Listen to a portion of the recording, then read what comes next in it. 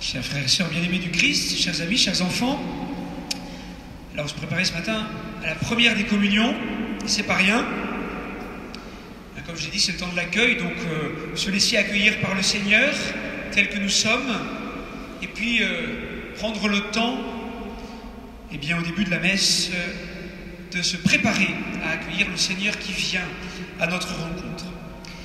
Et comme j'ai pu le dire aux parents tout à l'heure, nous ne sommes pas des cerveaux sur pattes, nous ne sommes pas que avec un intellect, nous prions avec tout notre corps. C'est pour ça que la liturgie se déploie avec des couleurs, avec des lumières, avec de l'encens, avec des chants, parce que nous prions avec tout notre corps, notre odorat, notre vue, notre ouïe, voilà, tout notre être, tous nos sens sont requis pour prier, pour disposer notre cœur et notre corps tout entier à recevoir le Christ. Voilà, et c'est pour ça que, bien, on a toute cette liturgie qui est déployée pour nous y aider, surtout à la grande messe de 11h le dimanche. Voilà, il y a différents niveaux de liturgie, selon la messe, selon le lieu, et c'est toujours le même Seigneur qui est présent. Comme nous l'avons entendu dans la deuxième lecture, lui, Dieu, est fidèle.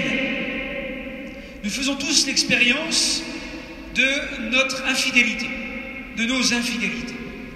Malgré parfois notre volonté, et qui est aussi souvent bien faible, malgré ce que nous pouvons mettre en place, malgré nos grands désirs de conversion, de changement, de sainteté, eh bien nous faisons l'expérience que nous sommes pauvres, que nous sommes fragiles, que nous sommes faibles, que nous sommes infidèles, mais lui, Dieu, est fidèle.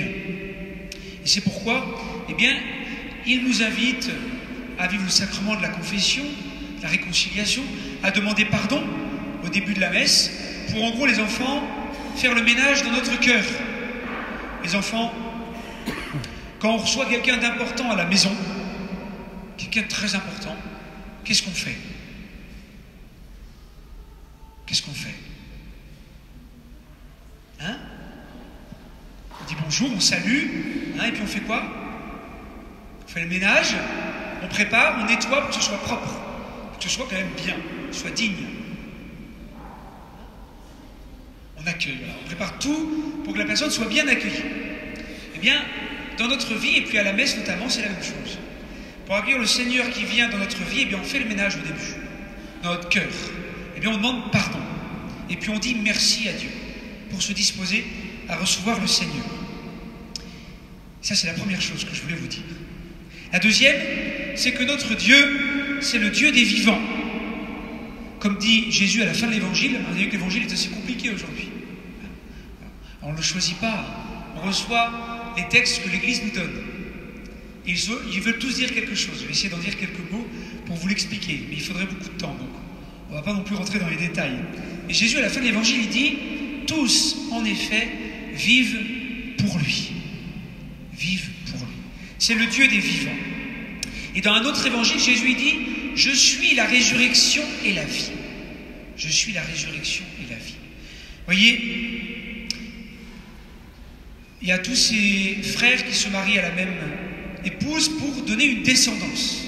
Pour donner une descendance. Encore aujourd'hui, dans d'autres religions, dans d'autres cultures, et notamment à cette époque-là, eh bien, pour vivre dans l'éternité, pour continuer à vivre, il fallait donner une descendance. Dans la génération, dès la génération des descendances.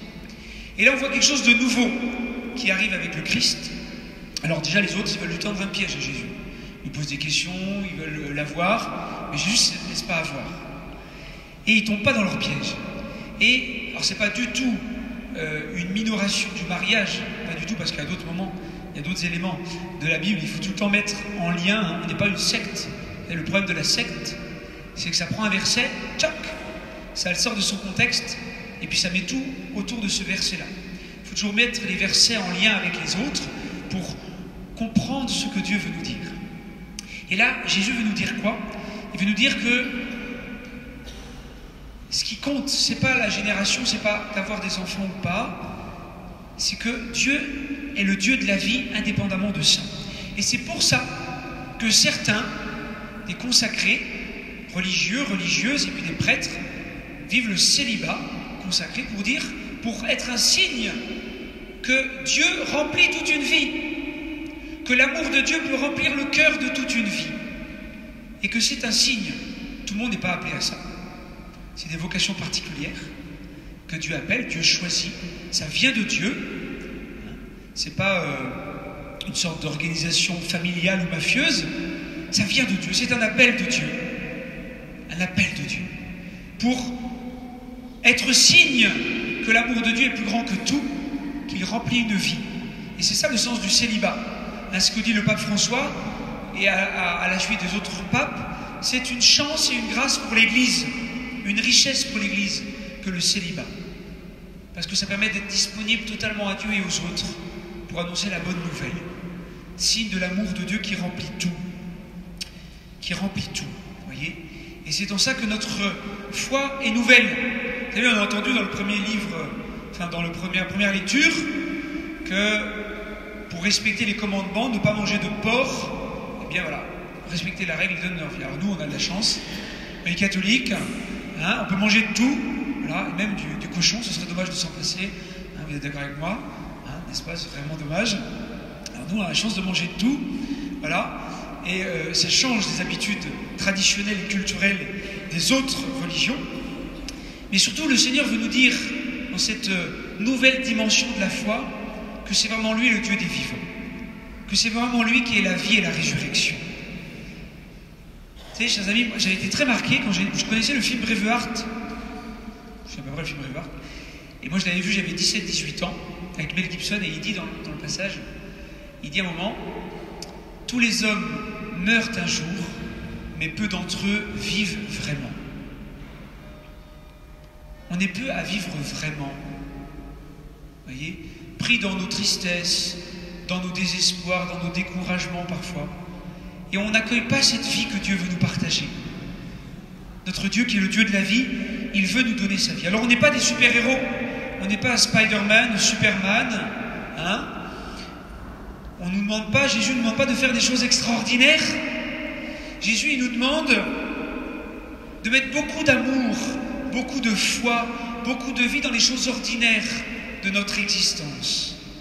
Changer nos lunettes, qui sont un peu brouillées parfois, pour mettre les lunettes de Dieu et voir les événements comme Dieu les voit, avec beaucoup de foi, beaucoup de vie et beaucoup de joie. Et du coup, je terminerai par là, chers amis. Jésus requiert pour nous la foi, la confiance en la vie qui vient de lui.